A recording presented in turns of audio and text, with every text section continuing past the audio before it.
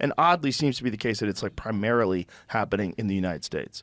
Like if you look at the difference between the UFO sightings around the world and the UFO sightings in the United States, we're locked in. We're locked in. I said this to you last time, I think. Yeah. Yes, Yeah. When you yeah. asked me what do I think of aliens, I was like, I would find it a lot more credible if it wasn't all in North America. But also, as an American, I have to say, it's probably because we're the shit. And if I was an alien, what am I going to do? Go to Czechoslovakia? Get the fuck out of here. I'm going to go check out San Francisco. Like, look at all the shit in the streets. Right. Look at all the needles. These people are crazy. I think there's probably both things going on. I think there's probably some sort of extra dimensional possibility that I think occurs during psychedelic drugs and during certain states of altered consciousness that I have a feeling you're tuning into something that's not always available, but probably is always there. And then there's probably a physical element of things coming here from somewhere else because we do that. It just seems so duh. Like, allegedly, we went to the moon, but we definitely sent rovers to Mars. We definitely send satellites into space to take incredible imagery of Jupiter. We definitely do all that. Why would we not think that another species would do that? Especially if they get to some position where they're using some unique, novel form of propulsion that manipulates gravity, and they don't even have to worry about G-forces. They just appear places, which seems to be like what they think these things are doing. Have you heard about that? There's a story about this Chinese scientist that was working on anti-gravity, and she came from China to the United States to work on anti-gravity, and she was working on some anti-gravity propulsion system and then vanished. Like, probably went back to China. Yeah, I mean... Yeah, probably went back to China. It's like, this is what they paid me to do. Yeah, I mean, there's a lot of people who vanish in China. That's the thing, isn't But it? I don't think she vanished. She vanished from the United States. I think she went back to China. Oh, what, and took the secrets with her? I think that's the worry, is that this... See if you can find that lady's name. It's a very interesting story. I was reading about it the other day, and I remembered, like, someone... You guys are perfect to talk about this. Because that would be the ultimate thing that you'd have to keep secret from another country. Because if you have espionage, if you have people that have infiltrated your universities, and they certainly do, and if you have people who have infiltrated your military contractors, and they certainly do, we do it. I'm sure they do. Oh, they definitely do. Yeah. I mean, the southern border is the fact that it's as open as it is. Yeah. That's a lot of them are coming through there. Of course. Yeah. But if you're making something that is some sort of a gravity propulsion system, and you've made a breakthrough, you're not going to put that on Wired.com.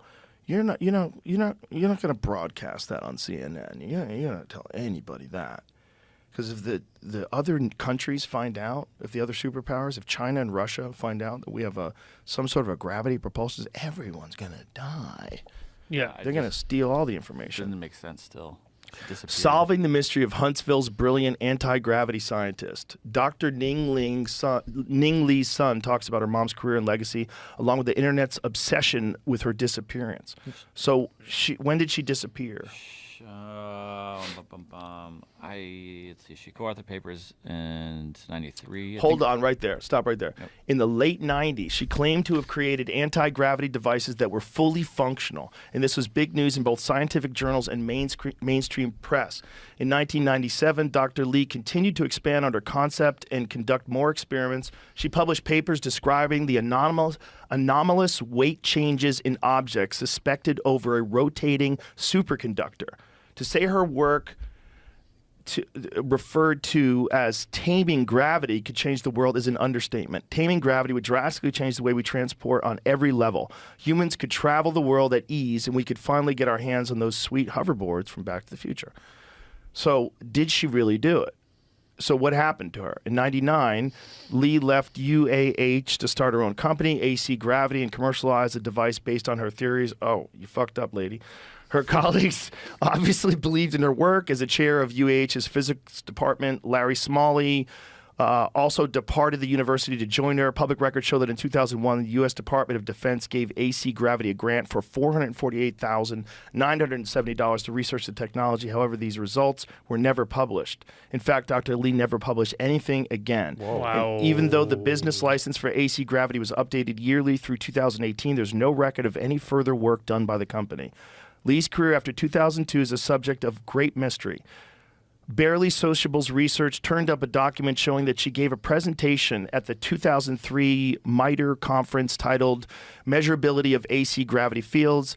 The MITRE Corporation challenges federally funded research for manages federally funded research for several U.S. agencies. At the conference, she presented along with a Redstone Arsenal official from U.S. Army Aviation and Missile Command, meaning that her research was still being conducted up to that point.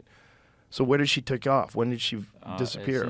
They think she went to China. Yeah. This kind of goes on. They don't. This is a bunch of like they're not really sure. And then in 2021, so it was like 2 years ago. Well, look at this though. An obituary popped up. An obituary On a funeral home in just outside of Birmingham where she was. Where she was. And it didn't say anything about her disappearance. An obituary. They say how she died. I don't know. Check it. Was it water torture? They usually don't say how on an obituary. See? Wow. There she is. She passed away peacefully. Yeah. Very. I'm a little.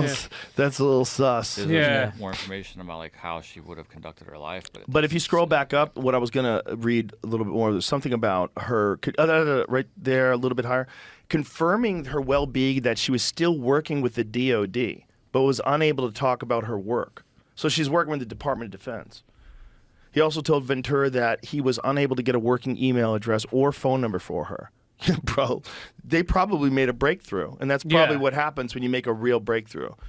They probably give you a very clear indication of how this is going to go from here on out. You're going to be completely isolated from the rest of the world. There's no way we can trust that you're going to tell anybody about this. We're going to have to fucking monitor everything you do, and just you stop publishing, you stop doing anything. But here's the thing.